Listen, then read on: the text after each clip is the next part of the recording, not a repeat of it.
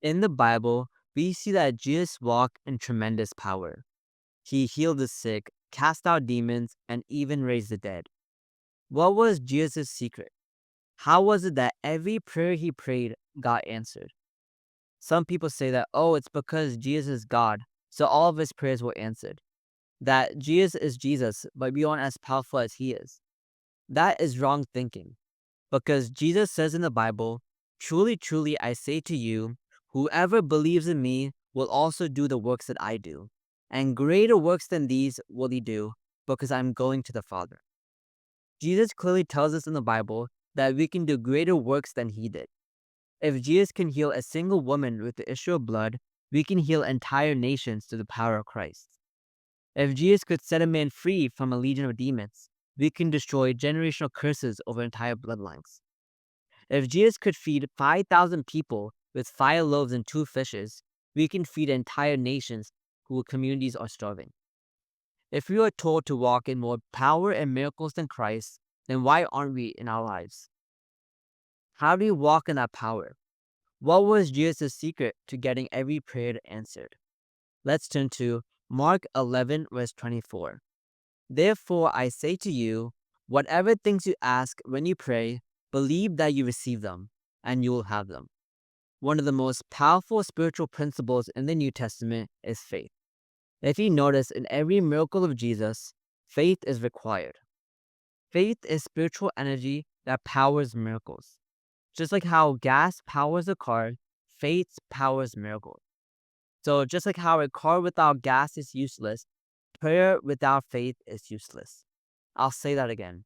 Just like how a car without gas is useless, prayer without faith is useless. We see this throughout the Bible. Jesus tells the woman with the issue of blood, "Daughter, your faith has made you well. Go in peace and be healed of your affliction." Jesus healing blind Bartimaeus, "Go your way, your faith has made you well." Immediately he received his sight. Even when Jesus healing the 10 lepers, it says, "Rise and go, your faith has made you well." Every miracle Jesus does is according to their faith, not according to his. I'll say that again. Every miracle Jesus does is according to the other person's faith, not according to his. That is the main reason why Jesus asks people if they have faith before he does a miracle. In Matthew 9:28 to 29, it says, "Do you believe that I'm able to do this?" And they said, "Yes, Lord." Then he touched their eyes and said, "According to your faith, let it be done to you." Another example is before Jesus raised Lazarus from the dead. Jesus says to Martha, "I am the resurrection and the life. The one who believes in me will live even though they die. And whoever lives by believing in me will never die." Do you believe this? Notice this common trend. Many times before Jesus does a miracle, he first asks them if they have faith. Why does Jesus ask them this? A spiritual man knows if someone has faith for a miracle. And Acts it says, "In Lystra there sat a man who was lame. He had been that way from birth and had never walked. He listened to Paul as he was speaking. Paul looked directly at him and saw that he had faith to be healed and called out, 'Stand up on your feet.' At that, the man jumped up and began to walk." So in the Bible, we see that spiritual men like Paul can see when someone has faith. So if Paul can see faith in people, how much more can Jesus see that? So if Jesus can see if someone has faith, why does Jesus ask them if they have faith? I'll say it again. If Jesus can see if someone has faith, why does Jesus ask them if they have faith? Jesus asked them if they have faith so that person can confess and as a result realize their faith. When Adam sinned in the Garden of Eden, the Bible says that the Lord God called to man, "Where are you?" Does the infinite God not know where Adam is? No. Then why did God ask that? The reason why God still asked that is because he wanted Adam to come to the realization that he sinned against God. Likewise, when Jesus asked people, do they have faith? He asked them so they can confess and come to the realization that they have faith. It's like when a little kid has been eating cookies.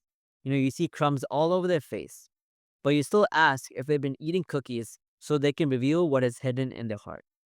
If you're enjoying this video so far, subscribe to this channel to stay up to date when I post more supernatural videos like this. So we clearly see in the Bible that faith is the secret to miracles.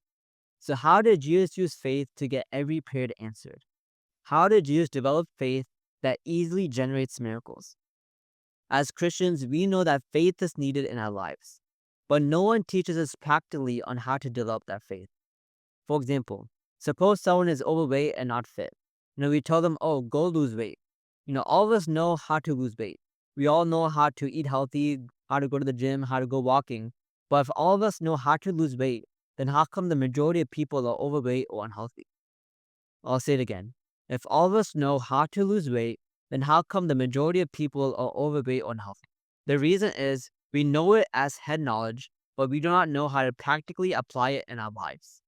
There is a difference between theoretical knowledge and practical knowledge. The same thing happens at church.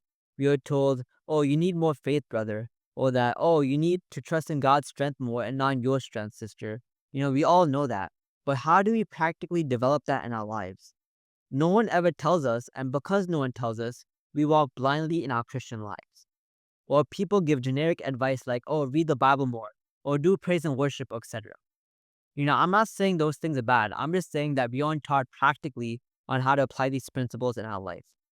Hosea 4:6 says, my people are destroyed for a lack of knowledge.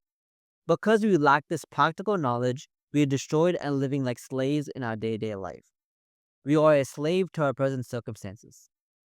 The Bible says that, for the children of this world are in their generation wiser than the children of light. It says that worldly people are wiser than God's people. That is a whole separate topic, so I won't get into that right now. But if you want me to make a video about that, leave a comment down below. So how do we develop faith practically in our lives? Well, another way to put it, what was Jesus' secret to getting every prayer answered? As you read initially in Mark 11:24, therefore I say to you, whatever things you ask when you pray, believe that you receive them, and you'll have them. The key to answered prayer is believing your prayer has already been answered, that you already have what you've been praying for. There's two ways to do this. The first way is by acting as if your prayer has already been answered. Suppose a couple is praying to have a child.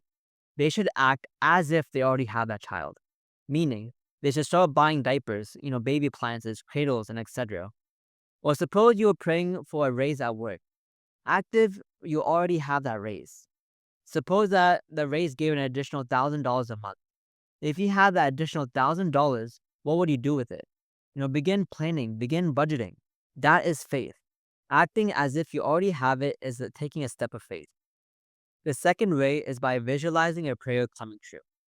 This is what I do the most. Visualize you spending time with your newborn baby. Visualize your boss giving you that raise. Visualize you achieving that great goal you've been praying for. As you continually visualize those things, they will become very real to you.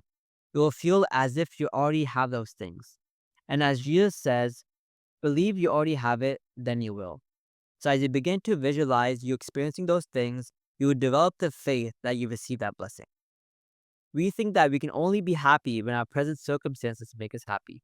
That we can only be rich if our bank account says so. That we can only be slim when the weight scale says so.